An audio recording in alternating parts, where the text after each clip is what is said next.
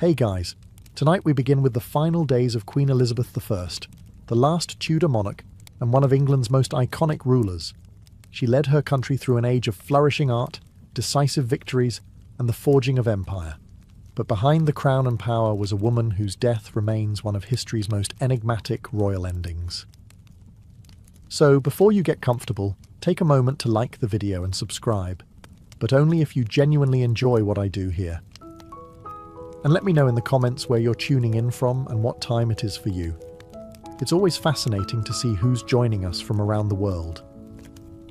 Now, dim the lights, maybe turn on a fan for that soft background hum, and let's ease into tonight's journey together. By the winter of 1602, Elizabeth I was approaching her 70th year, an age few reached in Tudor England. Her skin, once powdered into porcelain perfection, had begun to betray the fragility beneath. Her brilliant auburn wigs, once symbols of youthful power, now sat atop a body weathered by nearly half a century of rule. For 44 years, she had reigned alone. She had outlived rivals, buried suitors, and silenced every threat that rose against her. But now, the iron will that had defined the Queen was beginning to crack. Though her mind was still sharp, those around her noticed something was shifting. Her appetite had waned. Her presence at court had grown sporadic. The fire that once radiated from her throne at Whitehall seemed dimmed, and with the turning of the year, rumours began to whisper through the tapestried halls of Richmond Palace. Rumours that their sovereign was fading. There had been loss. Painful, personal loss. The execution of Robert Devereux, the Earl of Essex, in 1601, had struck a deep blow. Though he had betrayed her, leading a failed rebellion and attempting to seize power, Elizabeth I had loved him in her own way. Some said it was motherly affection. Others whispered of something deeper. Regardless, watching him walk to the scaffold tore at her. She never truly recovered from that grief. In her final winter, she would spend long hours standing, refusing to sleep, refusing to eat. Servants noted that she rarely sat, and even less did she speak. When she did, her voice was thin, trailing like smoke. Sometimes, she would gaze into the empty fireplace for hours, unmoving, as if staring into something far beyond it, something only she could see. The court began to prepare. Physicians offered tinctures, tonics, and prayers, but the Queen dismissed them all. Ministers gently urged her to rest, to speak, to name a successor, but the once commanding monarch only shook her head. Something weighed on her heart, heavier than politics, heavier, perhaps, than the crown itself. As March approached, one truth began to settle among those closest to her. The reign of Elizabeth I was quietly, painfully, coming to an end. As the days passed, the gloom that filled Elizabeth I's private chamber at Richmond Palace deepened. The once vibrant court, famous for its music, pageantry, and lively discourse, had grown hushed. The Queen, who had dazzled Europe with her wit and resolve, was now wrapped in heavy silks, surrounded by shadows and silence. She no longer held council meetings, nor did she take her usual rides or walks in the gardens. Her ladies-in-waiting, the closest and most trusted women in her life, were dismissed one by one from her room until she remained mostly alone. Even the few she allowed to stay, such as Lady Scrope, spoke only in soft, uncertain tones, unsure if their presence comforted or agitated her. Her mind, they whispered, was slipping. It was during this time that her physicians began to observe something troubling. Not only was the Queen refusing food, she had also started to resist sleep altogether. She would stand for hours on end, rooted to the same spot by her bed or by the window, as if the very act of lying down might bring death closer. When her legs could no longer support her, she would sit stiffly on cushions, eyes fixed on some invisible point, lips moving silently in prayer or thought. Some speculated that she feared death not as a woman, but as a ruler. For decades, Elizabeth I had been the embodiment of England itself. To die meant to relinquish control. of her people, her image, and her power. Perhaps that was what she truly feared, the end of control. Physically, her health began to decline in ways subtle but certain. She developed a persistent cough. Her skin turned increasingly pale, and her frame seemed to shrink beneath her ornate gowns. The weight loss was alarming. Yet she forbade any attempt to examine her too closely. Her vanity, even in sickness, remained intact. And through it all, one question loomed in every courtier's mind but was rarely voiced aloud. Was this simply old age catching up to the queen, or was something hidden festering beneath the surface? The answer, for now, remained locked behind her lips. Lips that once commanded empires, now barely moved at all. To understand the weight pressing down on Elizabeth I in her final weeks, one must look not only at her body, but at her heart, and more precisely, at the ghost that haunted it, Robert Devereux, the Earl of Essex. Their relationship had been volatile. Essex was dashing, ambitious, and impulsive.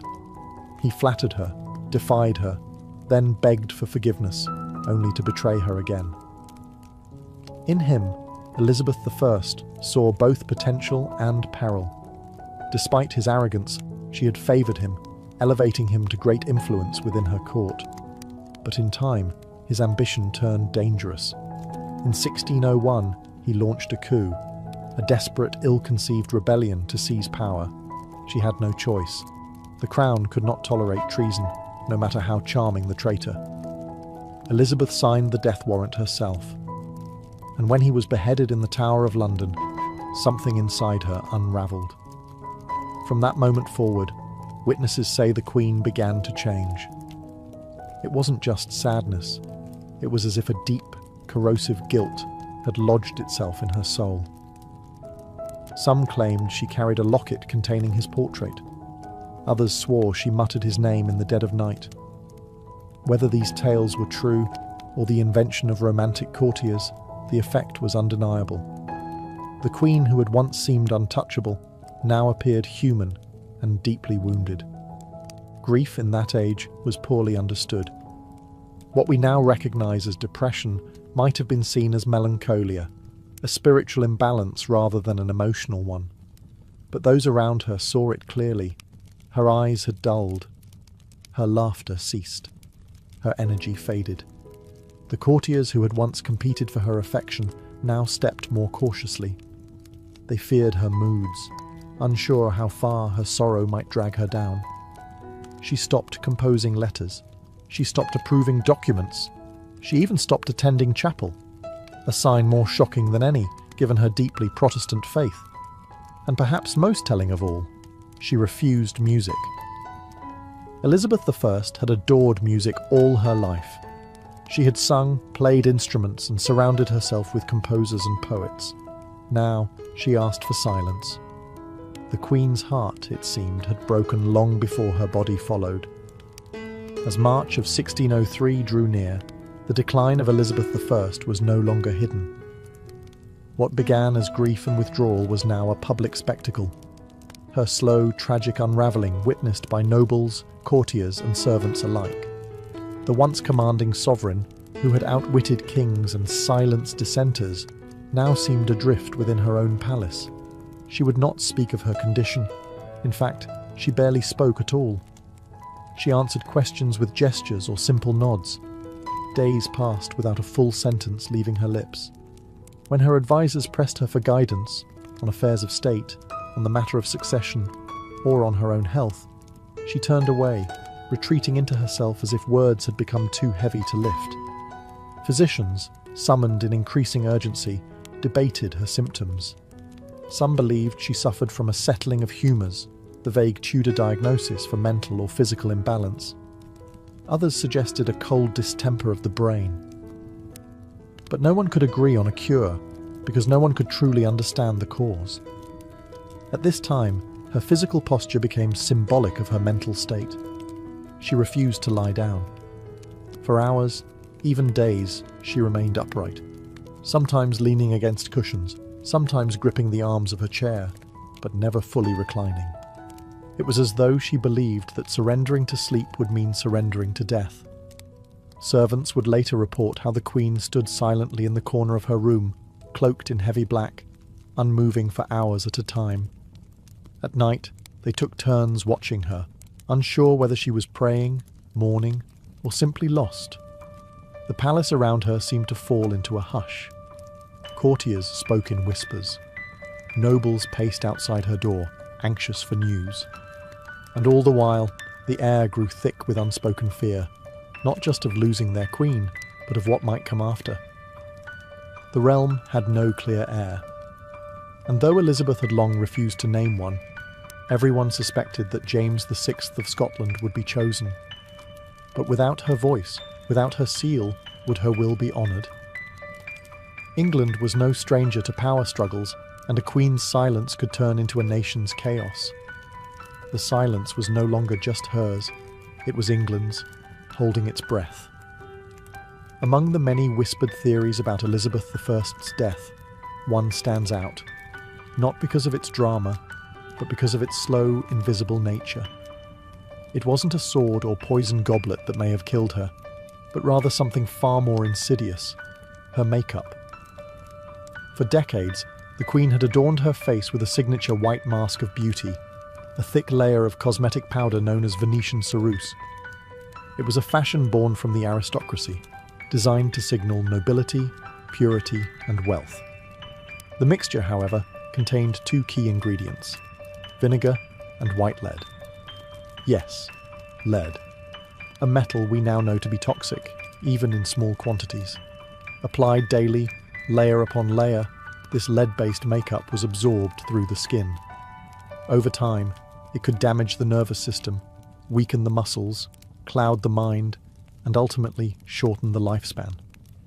The symptoms of lead poisoning read like a shadowed list of Elizabeth's final months: fatigue, depression, tremors, loss of appetite, cognitive decline, and skin deterioration.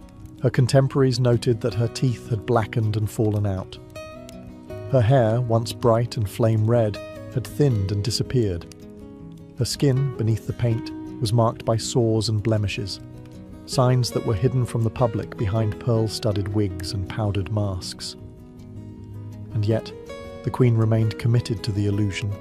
She insisted on presenting the image of eternal youth, even as her body rebelled.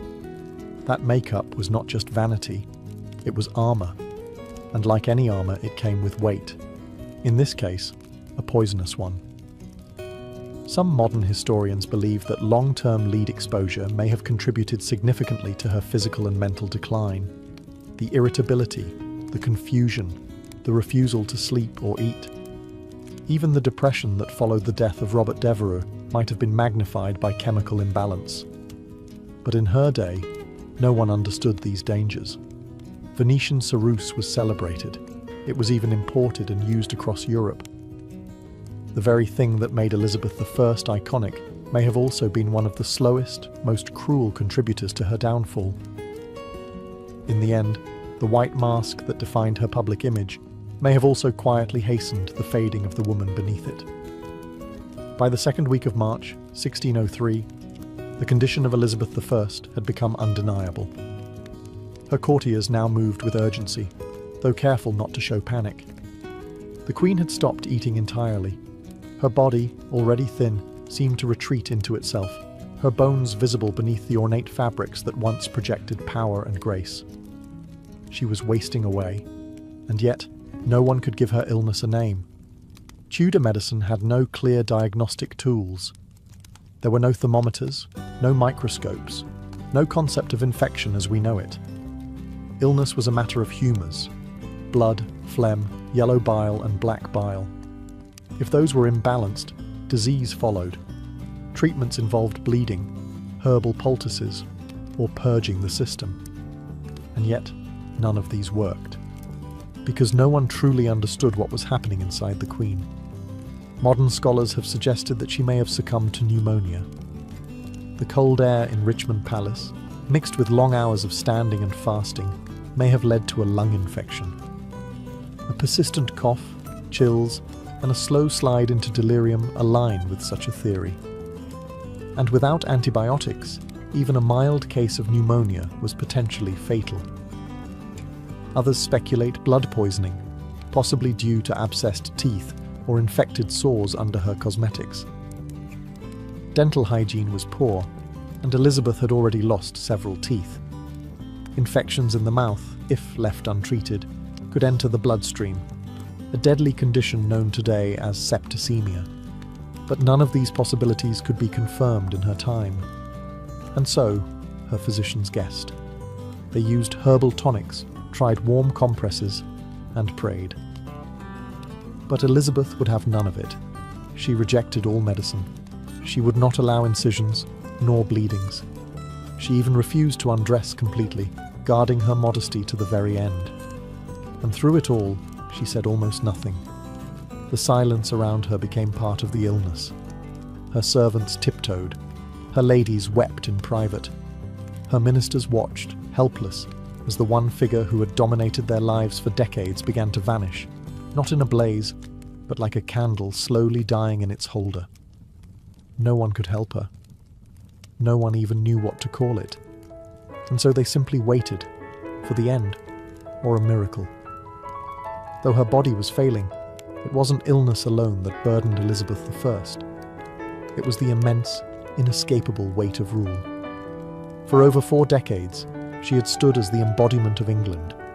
Her crown was not just a symbol of power, it was a living thing, fed by every decision she made, every speech she delivered, and every threat she outwitted. But now, in the stillness of her chamber, that crown sat heavy and unclaimed. And the question of what came next loomed over the dying queen like a storm. Elizabeth had no children, no direct heir. The Tudor line, so fiercely defended and glorified, was ending with her. And though she had maintained a lifetime of political control, she had long resisted naming a successor. Why? Perhaps because naming one meant acknowledging her own mortality, something she had stubbornly refused to do. The most obvious candidate was James VI of Scotland, son of Mary, Queen of Scots, whom Elizabeth had executed decades prior. He was male, Protestant, and had a legitimate claim through his great-grandmother, Margaret Tudor. But his rise to the English throne would not be simple.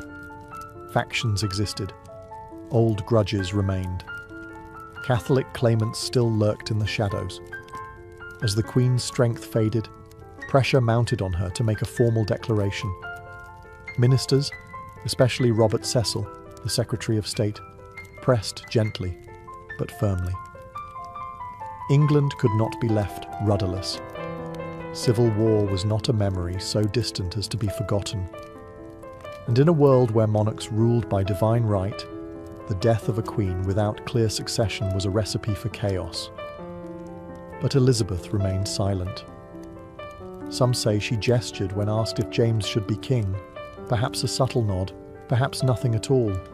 Others claim she whispered, "I will have no rascal to succeed me," only to later accept the inevitable. But there is no record, no firm confirmation. The monarch who had delivered some of history's most memorable speeches would not speak her final decision. It is possible that, in her mind, acknowledging a successor was equal to surrendering, to admitting that her story, her dynasty, and her era were truly coming to a close. And perhaps that was more painful than death itself. As March drew on and the hours grew colder, those attending Elizabeth I faced a peculiar and increasingly disturbing reality. The Queen refused to sleep. Not occasionally, but entirely. Days and nights blended into one endless vigil as she remained seated or standing in her chamber, eyes distant, spirit detached. To many, it seemed that the Queen was terrified not of death, but of what lay between her and death: rest. There were moments when her attendants begged her to lie down, but she resisted with such force that they stopped asking. Her refusal wasn't rooted in stubbornness alone. It carried the weight of superstition and sorrow. In Tudor times, sleep was often viewed as a temporary death, a time when the soul drifted dangerously close to the beyond. And Elizabeth I, despite her formidable logic and intellect, may have believed that if she closed her eyes, she would never open them again. And so, she sat. Sometimes hunched in her chair, other times leaning against the wall, she defied the limitations of her failing body. The swelling in her legs worsened. Her breathing grew shallow. But still, she would not lie in bed. Her servants tried to coax her with music. She turned it away.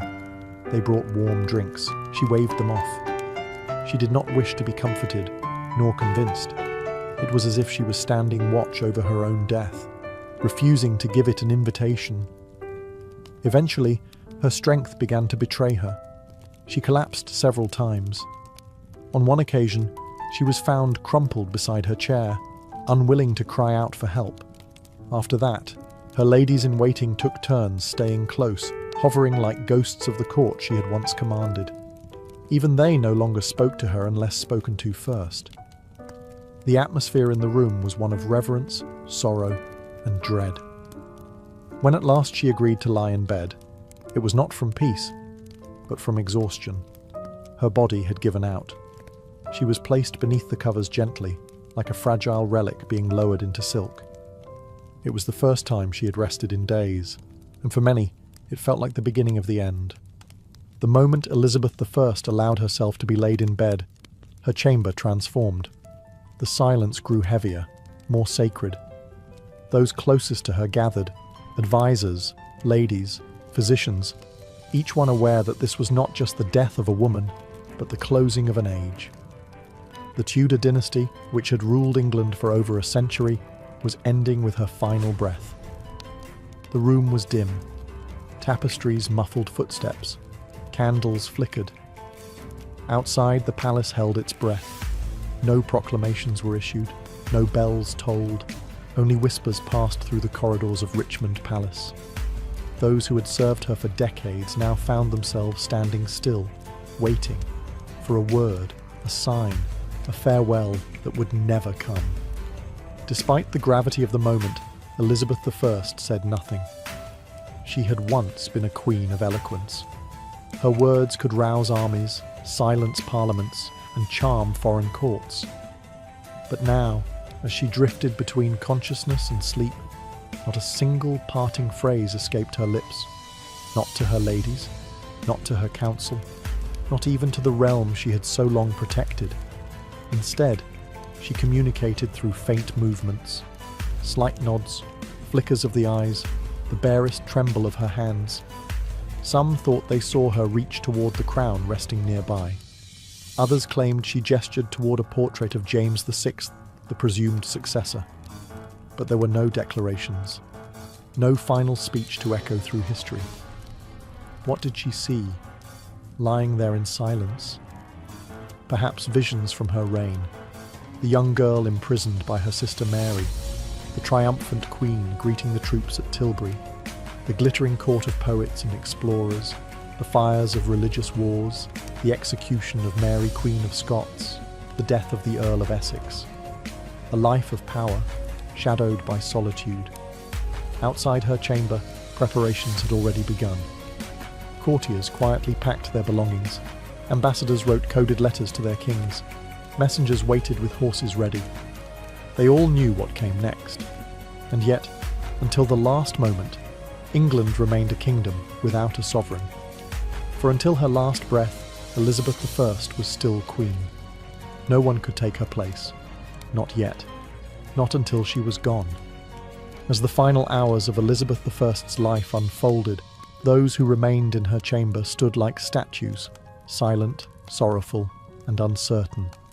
The queen no longer responded to touch or sound. Her breathing had grown shallow, irregular.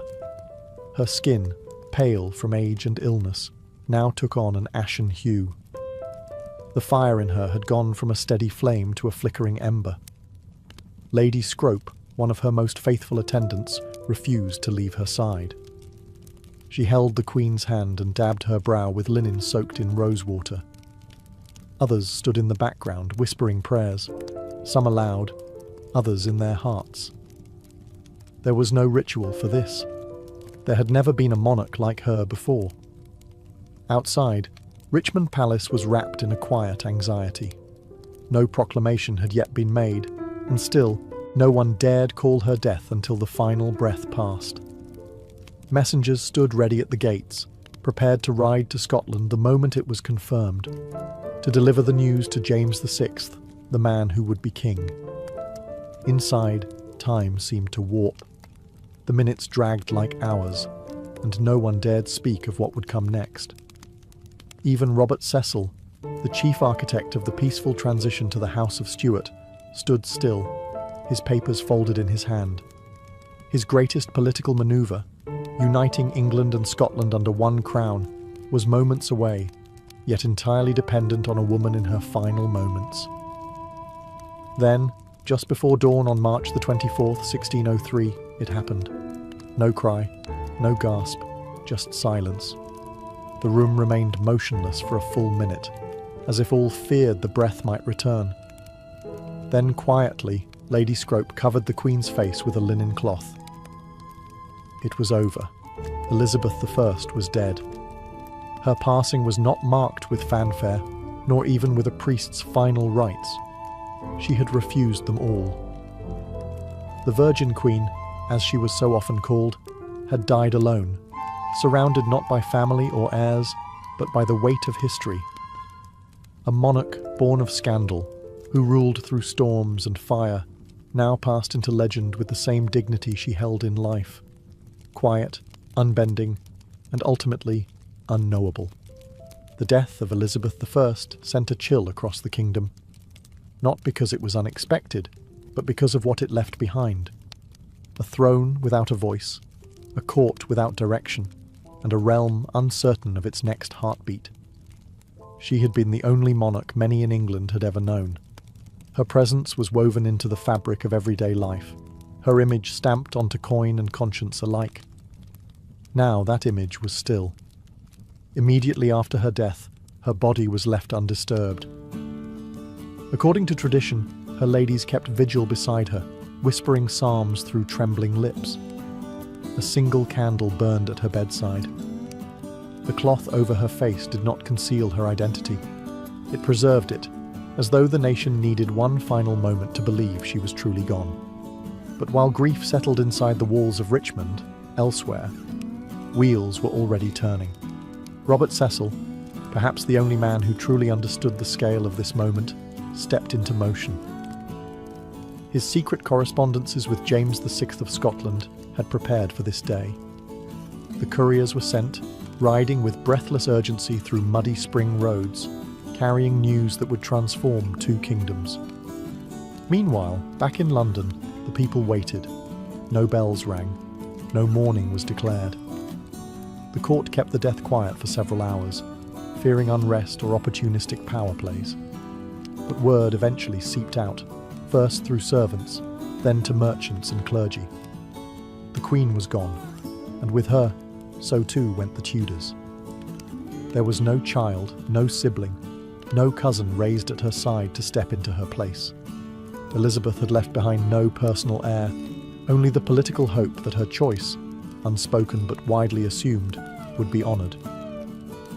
The Privy Council met in hushed tones. The moment was fragile. A kingdom needed direction, and fast. The fear of factionalism, of Catholic uprisings, of foreign meddling, all these haunted their thoughts. The bloodshed of past successions loomed like a shadow, yet the Queen's long silence had not stopped her government from preparing. Within hours of her death, the Council declared that James VI of Scotland would become James I of England. A new dynasty began. But even as the nation turned toward the future, it did so in mourning. For the woman who had shaped an age and left behind a silence no crown could fill. After the Council announced the succession of James VI, now James I of England, the focus shifted to the care of the Queen's body. Elizabeth I, who had guarded her image with almost obsessive control throughout her reign, could no longer maintain the illusion. The mask she had worn, both literal and symbolic, was beginning to fall away. In life, she had been meticulous about appearances. She rarely allowed herself to be seen without her full regalia, the white lead makeup, the elaborate gowns, the fiery wigs. Even in her final days, She kept her chamber darkened and denied most visitors. Vanity, yes, but also power. To appear weak was to risk everything in a court filled with ambition and knives. Now, in death, her body told a different story. As her ladies gently prepared her for burial, they began to see what had long been hidden beneath layers of silk and powder. Her skin bore the signs of age and illness, bruising, lesions, and the pale, unnatural hue from years of toxic cosmetics. Her hands, once adorned with rings and scepters, were thin and bony. Her hair, what little remained, had turned wispy and white. There was no denying it. Elizabeth I had been dying long before she allowed anyone to see it. And yet, in death, there was something profound about her humanity. She was no longer Gloriana, the Virgin Queen, or the untouchable monarch on coins and canvases. She was a woman who had carried a kingdom on her back for 4 decades and paid the price with her body. No embalming was done immediately. The tradition at the time was to delay the burial to allow time for national mourning and for proper ceremony. Her body lay in state, dressed one final time in royal robes, crown placed above her brow, orb and sceptre at her side. For all the imperfections now visible, her people still came to pay respects, not just to the queen she had been, but to the person she had become. A woman of contradictions, powerful and alone, brilliant and burdened, fierce and fragile. The mask had slipped away, but what remained was not less regal, only more real. On April the 28th, 1603, more than a month after her death, the body of Elizabeth I was finally laid to rest. The delay had not been caused by negligence, but by reverence. England had lost its longest reigning monarch to date, and such a passing demanded a ceremony that would match the magnitude of her legacy. Her funeral procession began at Whitehall and moved slowly toward Westminster Abbey. The streets of London were lined with mourners, nobles, clergy, commoners. Thousands of faces turned toward the carriage that bore their queen one final time. Some wept, others stood in solemn silence. There were no cheers, no songs, only the tolling of bells and the shuffle of boots on stone. The coffin was draped in velvet and borne upon a massive hearse drawn by 4 horses. Above it sat an effigy of Elizabeth I, dressed in state robes with crown, orb and sceptre, eyes open, face serene, as if still watching over her people. The image was so lifelike that many believed it to be her real body, propped upright in death. Behind the hearse marched an honour guard, followed by the nobles of her court, members of parliament, and ambassadors from foreign nations. Each step echoed the weight of transition. A queen was being buried, but an entire era was being mourned. At Westminster Abbey, she was interred in the vault beside her half-sister, Mary I.